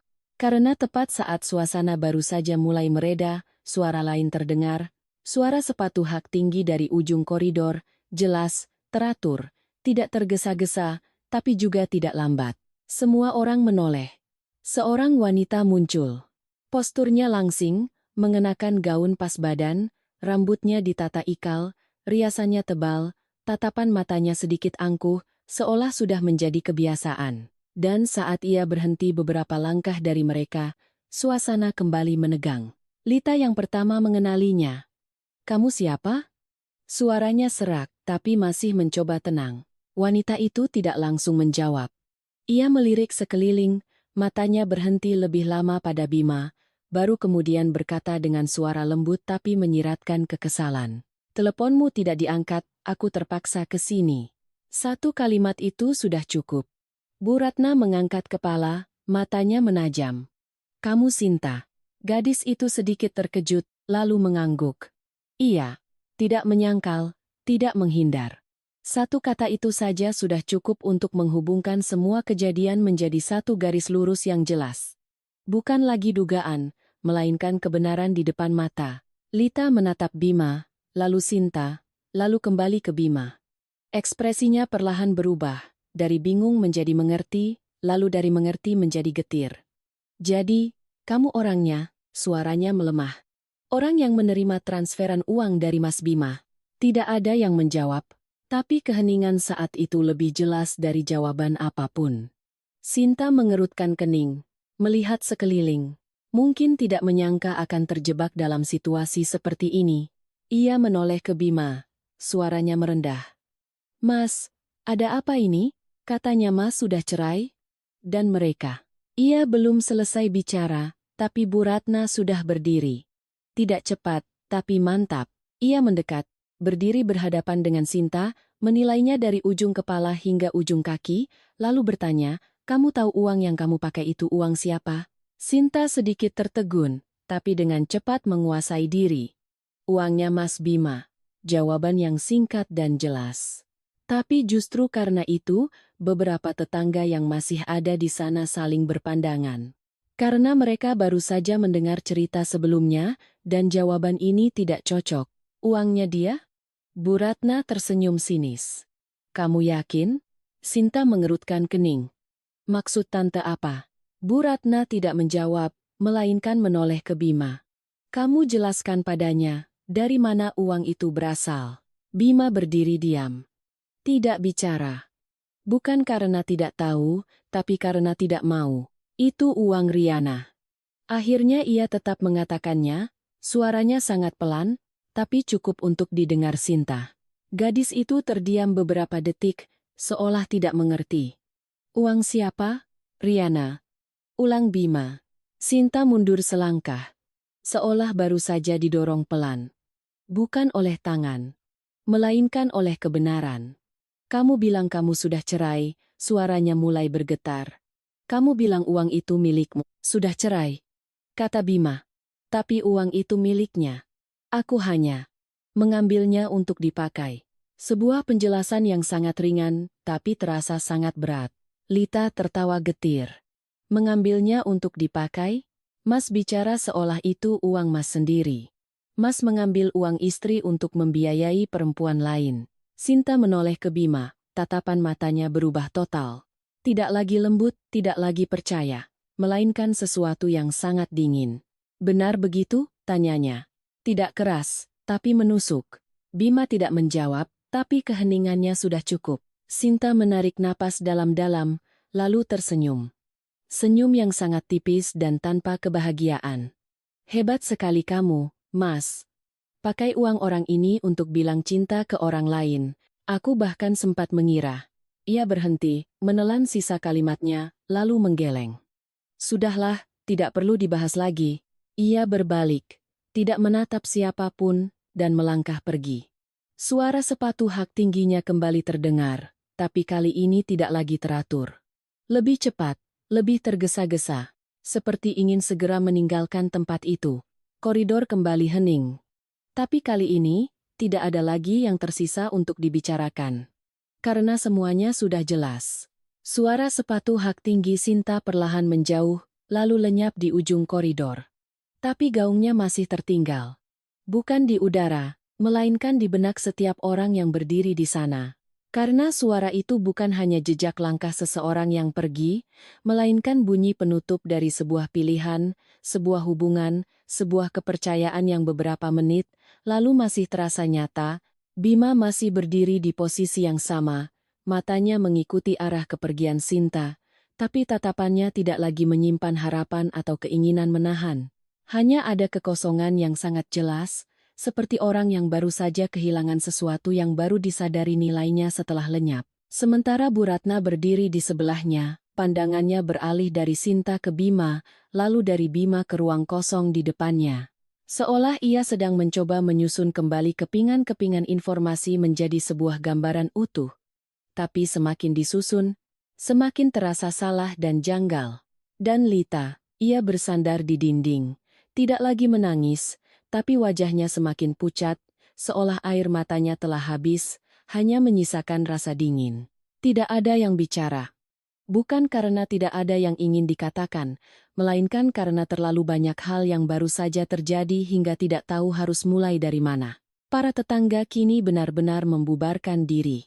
Bukan karena drama telah usai, melainkan karena cerita sudah mencapai titik di mana tak perlu lagi dilihat dari dekat, cukup diingat saja sudah cukup. Dan dalam tatapan mereka saat pergi, tidak ada lagi rasa penasaran, melainkan campuran antara pemahaman dan keinginan menjaga jarak. Pintu-pintu apartemen tertutup satu persatu, koridor menjadi lebih sepi, tapi kesepian itu tidak meringankan suasana, sebaliknya, semakin memperjelas keterasingan tiga orang yang tersisa. Bu Ratna yang pertama angkat bicara, tapi suaranya tidak lagi tinggi seperti sebelumnya, melainkan serak dan dalam. Bima. Satu kata, tapi tidak tuntas. Bima tidak menoleh, tidak juga menjawab. Ia masih berdiri di sana, seolah jika ia berbalik, ia harus menghadapi semua yang baru saja terjadi, dan saat ini, ia belum siap. Lihat ibu. Lanjut Bu Ratna. Kali ini suaranya sedikit bergetar. Bima memejamkan mata sejenak, lalu membukanya, berbalik menatap ibunya. Matanya tidak lagi menghindar, tapi juga tidak lagi hangat. Ibu mau tanya apa? Katanya, suaranya datar tanpa emosi. Hubunganmu dengan gadis itu. Bu Ratna bicara perlahan, seolah setiap kata harus dipilih. Sejak kapan? Pertanyaan yang tidak keras, tapi berat. Bima tidak langsung menjawab. Ia menunduk ke lantai, lalu berkata, 2 bulan. Hanya 2 kata. Tapi cukup untuk memperjelas banyak hal. Lita tertawa, tawa yang sangat pelan tapi penuh kepahitan. 2 bulan. Jadi saat itu Mas masih tinggal dengan Mbak Riana, masih pakai uangnya untuk membiayai perempuan lain? Tidak ada yang membantah, tidak ada yang mengoreksi. Karena kalimat itu sudah cukup jelas. Bu Ratna terduduk di kursi, kedua tangan memegangi kepala. Ya Tuhan, keluarga ini sudah hancur. Tapi kali ini tidak ada yang mendekat untuk menenangkannya. Tidak ada yang berkata, sabar, Bu, karena mereka sendiri tidak mampu untuk tenang. Bima berdiri diam. Lalu tiba-tiba ia berbalik dan berjalan menuju pintu keluar koridor. Kamu mau kemana? Bu Ratna mengangkat kepala. Keluar. Jawabnya singkat, tanpa berhenti. Mau apa? Kamu mau kemana jam segini? Suara ibunya mulai panik.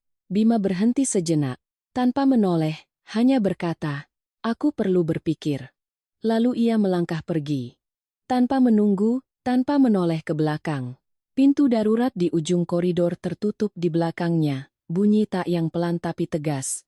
Di dalam, hanya tersisa dua wanita.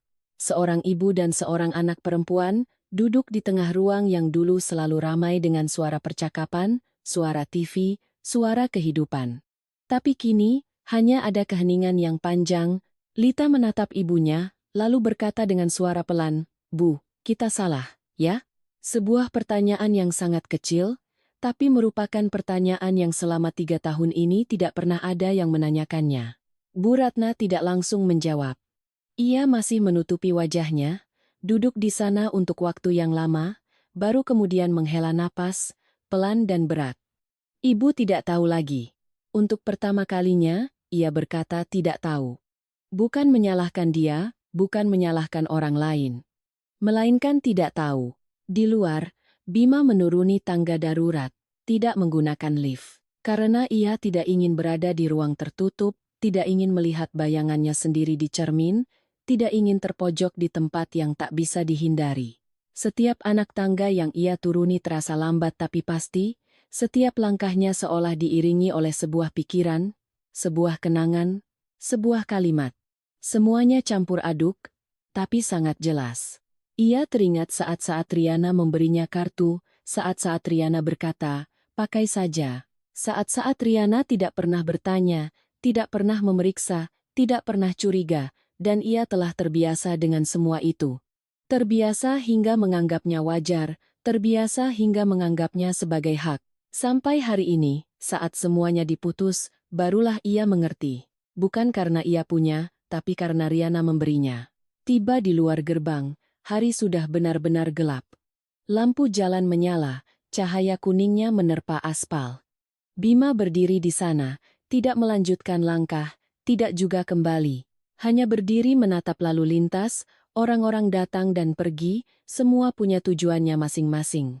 Sementara ia, untuk pertama kalinya, tidak tahu di mana posisinya. Ponselnya bergetar. Ia melihat ke bawah. Bukan Riana, bukan Sinta. Melainkan notifikasi dari bank. Tagihan jatuh tempo. 2 tagihan, 1 kartu kredit, 1 pinjaman pribadi. Jumlahnya tidak besar, tapi cukup untuk membuatnya sadar bahwa ini belum berakhir. Ini baru permulaan. Sebuah permulaan tanpa ada yang berdiri di belakang, tanpa ada yang menanggung, tanpa ada yang bisa dinantikan.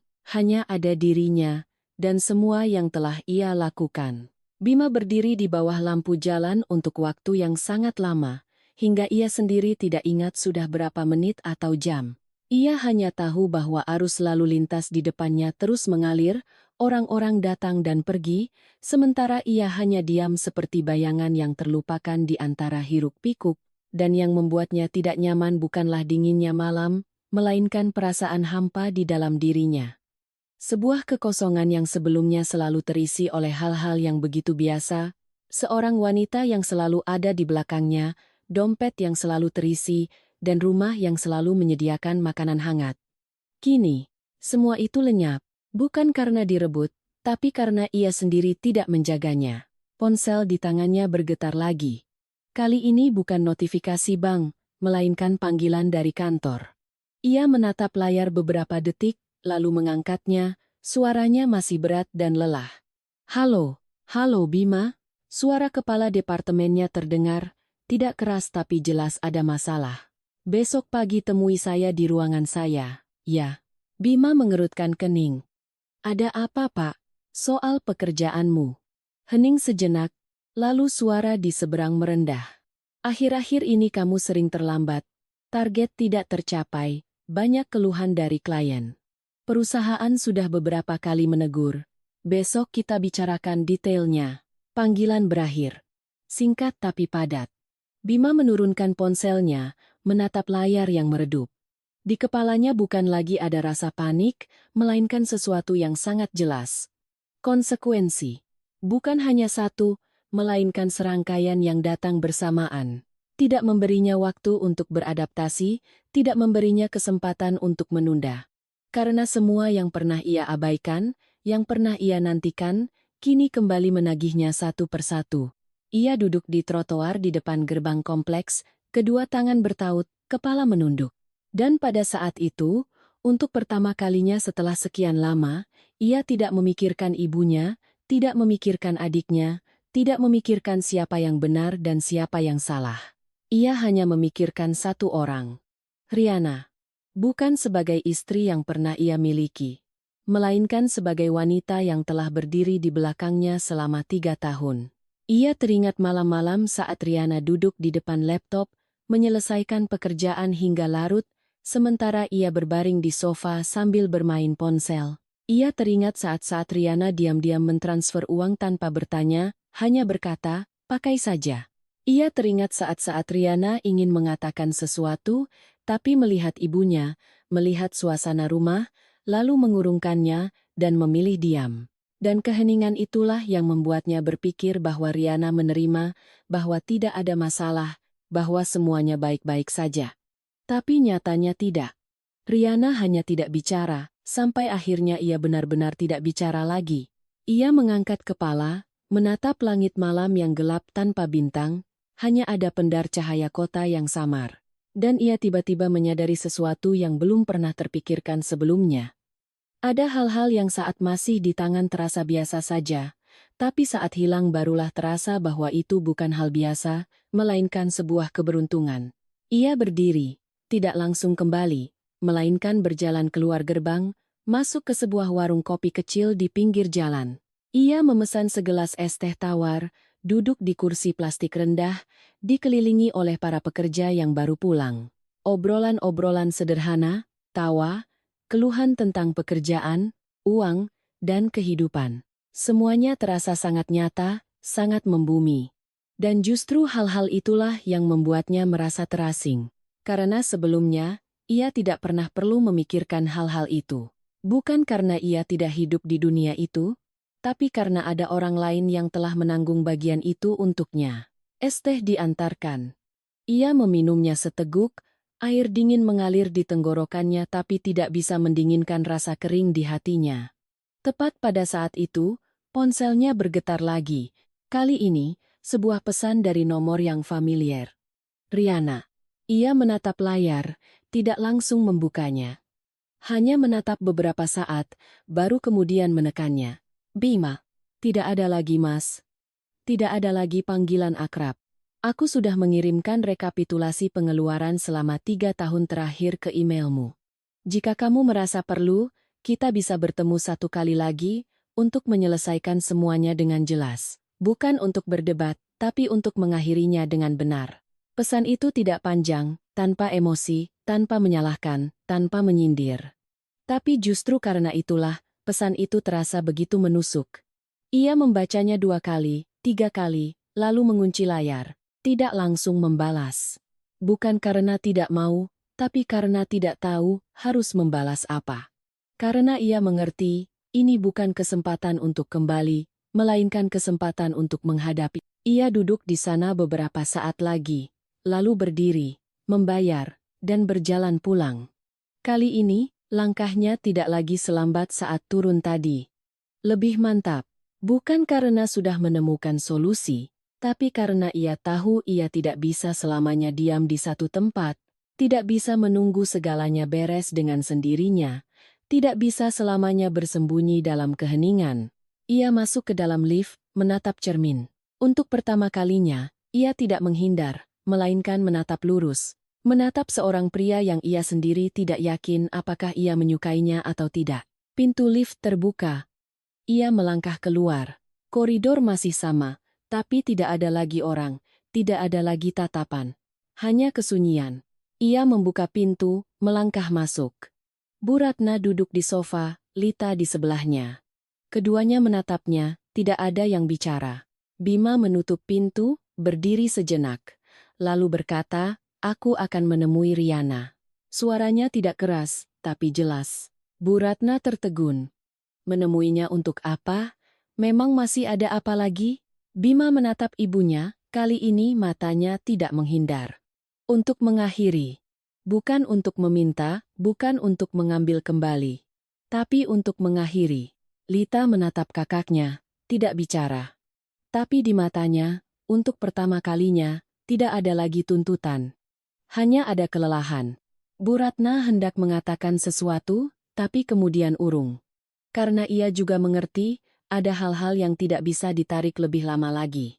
Keesokan paginya, saat kota belum sepenuhnya terjaga, jalanan masih lengang, dan sinar matahari baru saja menyentuh atap-atap rumah, Bima sudah meninggalkan apartemen sangat pagi. Bukan karena ia terbiasa bangun pagi, melainkan karena ia tahu, jika ia tinggal lebih lama, mendengar satu kalimat lagi, atau melihat satu tatapan lagi di rumah itu, ia akan kembali ragu, dan kali ini, ia tidak mau ragu lagi.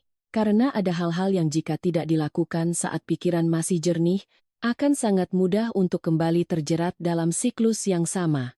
Ia berdiri di depan kedai kopi yang alamatnya dikirimkan Riana semalam. Sebuah kedai kecil di sudut jalan, tidak mewah, tidak ramai, tapi bersih dan tenang. Jenis tempat yang dulu jarang ia perhatikan, karena pertemuannya biasanya tidak butuh ketenangan, dan percakapan penting biasanya ia hindari. Hari ini berbeda, ia masuk, memilih meja di dekat jendela, duduk, dan memesan kopi hitam. Tanpa gula, tanpa es.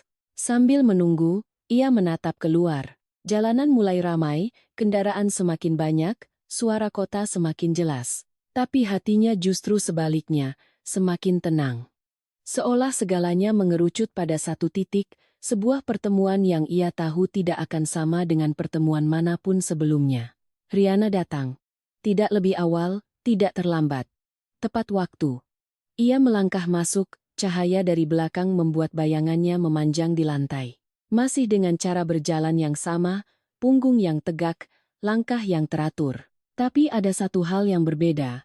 Tidak ada lagi ketergesa-gesaan, tidak ada lagi keraguan, tidak ada lagi perasaan harus waspada seperti saat masih dalam pernikahan itu. Ia melihat Bima, tidak terkejut, hanya mengangguk ringan, lalu mendekat dan duduk di seberangnya. "Kamu datang lebih awal," katanya, suaranya normal. Tidak berjarak, tapi juga tidak akrab. "Iya," jawab Bima. Tidak tahu harus berkata apa lagi. Pelayan datang membawa pesanan. Kopi hitam untuknya, teh hangat untuk Riana. Tidak ada yang langsung menyentuhnya. Hanya menatap, bukan menatap satu sama lain, melainkan menatap ruang kosong di antara mereka. Tempat di mana dulu pernah ada banyak hal, kata-kata, perdebatan, keheningan, kesabaran. Tapi kini, kosong. Riana yang pertama membuka suara. Tidak berbasa-basi. "Kamu sudah baca rekapitulasi yang kukirim?" Bima mengangguk. "Sudah." "Ada komentar?" Ia menggeleng. "Tidak." Sebuah jawaban singkat tapi jujur. Karena ia tahu angka-angka itu tidak salah, tidak perlu diperdebatkan, tidak bisa diubah, dan tidak ada lagi alasan untuk menyangkal. Riana mengangguk ringan. "Bagus kalau begitu." Ia mengeluarkan setumpuk kertas dari tasnya, meletakkannya di atas meja. "Ini salinan cetaknya, lengkap dengan rincian, tanggal, dan keterangan. Kamu bisa simpan satu." Bima menatap tumpukan kertas itu, tidak langsung mengambilnya. Seolah sedang melihat kembali 3 tahun hidupnya dalam bentuk angka. "Aku tidak memintamu untuk membayarnya sekarang," lanjut Riana, suaranya masih datar. "Tapi aku perlu kamu menandatangani ini sebagai pengakuan, agar semuanya jelas. Tidak ada kata menuntut atau memaksa. Hanya agar jelas." Bima menarik napas, lalu mengambil pulpen. Ia menandatanganinya. Tanpa bertanya, tanpa menawar, tanpa menunda. Saat meletakkan pulpen, ia tahu ini bukan hanya tanda tangan di atas kertas, melainkan tanda tangan persetujuan. Menerima apa yang telah ia lakukan, menerima konsekuensinya, dan menerima bahwa tidak ada jalan untuk kembali. Ia mendorong kertas itu ke arah Riana. Riana memeriksanya, mengangguk, lalu menyimpannya. Tidak mengucapkan terima kasih, karena memang tidak perlu, hening lagi. Tapi kali ini tidak berat, hanya kosong. Bima menatapnya sejenak, lalu berkata, "Aku minta maaf." 3 kata. Tidak muluk-muluk, tapi untuk pertama kalinya ia mengucapkannya. Riana tidak terkejut, tidak juga langsung bereaksi. Ia menyeruput tehnya, lalu meletakkannya kembali. Kamu minta maaf untuk apa? Pertanyaan yang ringan, tapi tidak mudah dijawab. Bima menunduk, berpikir, lalu berkata, karena telah menganggap semua yang kamu lakukan sebagai hal yang wajar. Karena tidak melindungimu, dan karena memakai uangmu untuk orang lain. Setiap kalimat yang terucap, ia merasa sedikit lebih ringan, tapi juga sedikit lebih sadar. Riana mendengarkan tanpa memotong, tanpa mengangguk. Hanya mendengar, lalu berkata, kamu tahu, yang kubutuhkan bukan permintaan maaf. Bima mengangkat kepala. Lalu apa? Pemahaman. Jawab Riana. Cukup dengan kamu mengerti. Bukan untuk dimaafkan. Bukan untuk kembali. Hanya untuk mengerti. Bima mengangguk.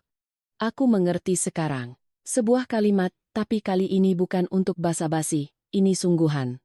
Riana menatapnya, matanya tidak lagi dingin, tapi juga tidak hangat. Hanya normal. Kalau begitu, sudah cukup. Ia berkata, lalu berdiri. Tidak menunggu, tidak memperpanjang. Kita akhiri di sini. Bukan pertanyaan, melainkan sebuah kesimpulan. Bima ikut berdiri. Tidak menahan, tidak memohon. Hanya berkata, iya. Riana mengambil tasnya, berjalan ke pintu. Cahaya dari luar menerpanya. Ia melangkah keluar tanpa menoleh. Dan kali ini, Bima tidak menatapnya terlalu lama. Hanya berdiri sejenak, lalu duduk kembali, menatap cangkir kopinya yang sudah dingin. Ia mengangkatnya, meminum seteguk. Pahit, tapi menyadarkan. Setelah pertemuan di kedai kopi hari itu, segalanya tidak berakhir dengan sebuah drama besar atau kejutan lainnya.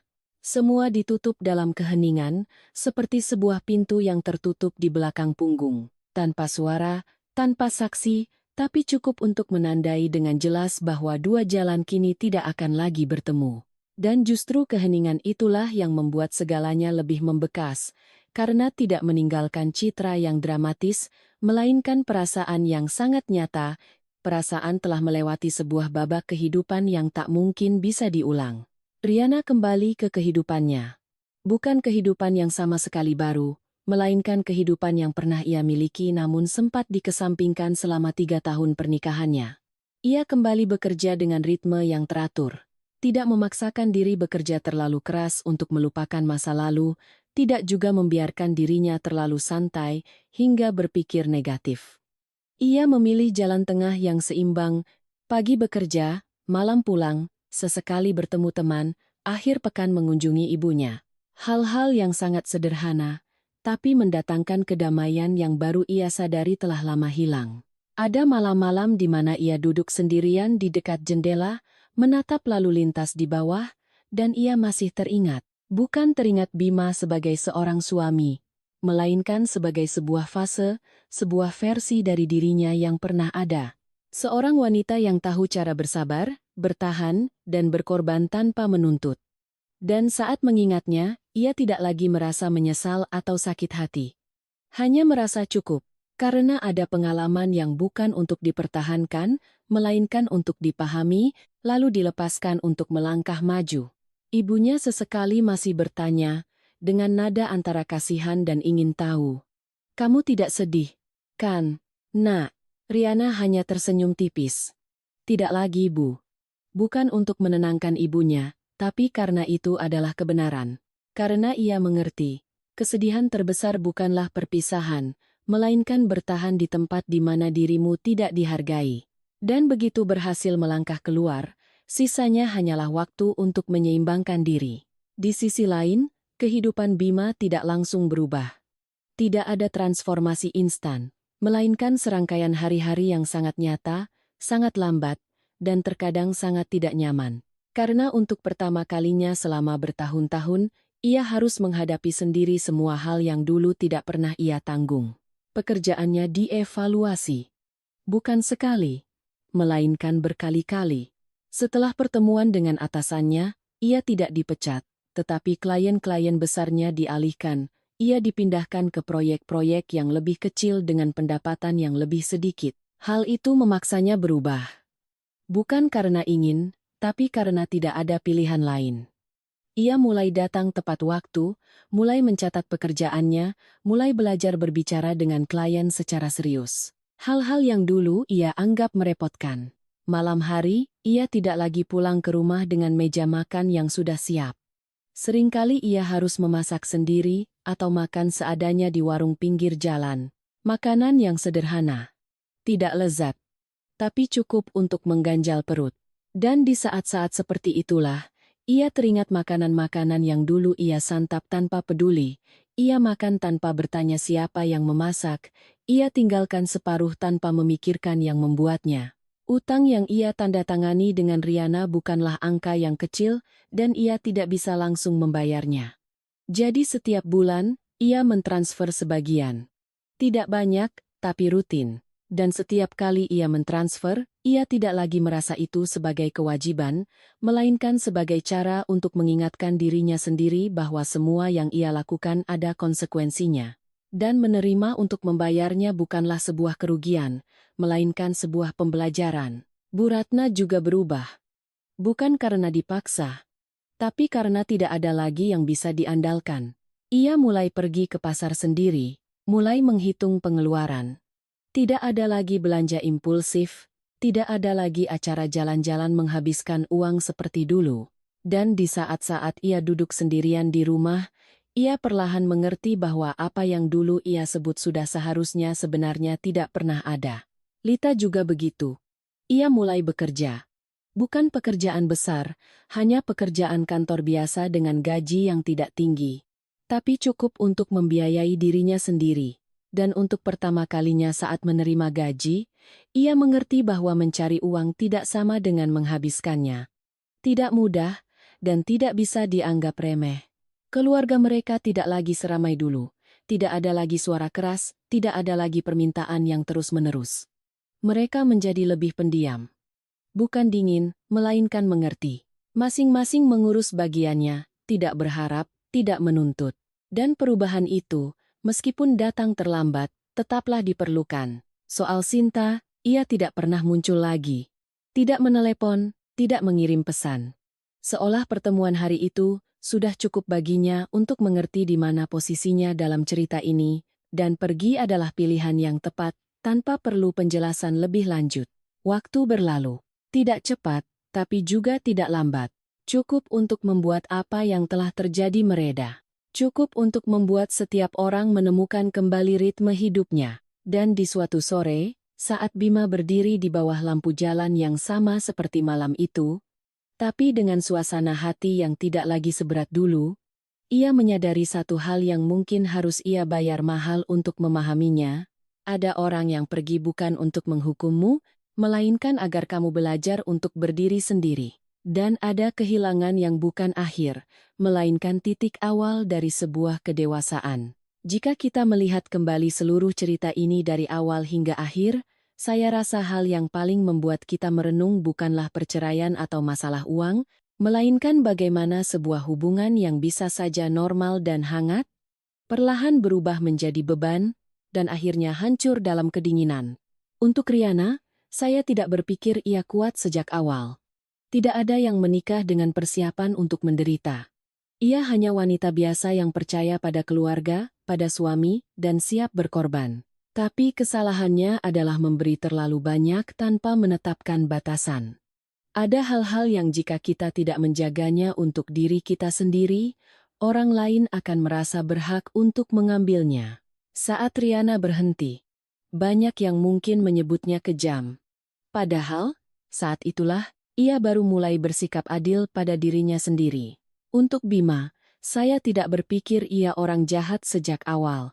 Tapi ia adalah tipe orang yang sangat berbahaya dalam pernikahan. Tidak sepenuhnya salah, tapi juga tidak sepenuhnya benar. Ia memilih diam untuk menghindari konflik, memilih menjadi penengah untuk menjaga kedamaian, tapi justru karena tidak berpihak itulah, ia paling menyakiti orang yang ada di sisinya. Seorang suami tidak perlu sempurna, tapi mutlak harus punya pendirian. Saat wanita di sisinya terluka dan ia tetap diam, harga yang harus dibayar hanyalah soal waktu. Dan untuk ibu mertua serta Lita, Kisah mereka adalah pelajaran yang sangat nyata tentang rasa syukur. Ketika terbiasa menerima tanpa berpikir, terbiasa memakai tanpa bertanya, terbiasa menganggap pengorbanan orang lain sebagai hal yang wajar, maka saat kehilangan, yang hilang bukan hanya uang, tapi juga rasa hormat. Hal yang paling menakutkan bukanlah menjadi miskin, melainkan saat orang lain menatapmu dengan pandangan, "Seharusnya tidak begini." Cerita ini bukan untuk menghakimi siapapun, melainkan agar kita semua bisa berkaca pada diri sendiri. Dalam sebuah hubungan, apakah Anda seorang Riana yang memberi terlalu banyak? Atau seorang Bima yang memilih menjadi penengah dan menghindar? Atau seseorang yang terbiasa menerima tapi lupa berterima kasih? Jika ada satu hal yang ingin saya sampaikan, cinta bukan berarti bertahan tanpa syarat, dan keluarga bukanlah tempat di mana satu orang menanggung beban sementara yang lain hanya menonton. Segalanya hanya akan langgeng jika ada keseimbangan, rasa hormat, dan batasan yang jelas. Dan, untuk Anda, jika suatu hari Anda berada dalam situasi seperti Riana, apakah Anda akan memilih untuk terus bertahan, atau berhenti pada saat yang tepat?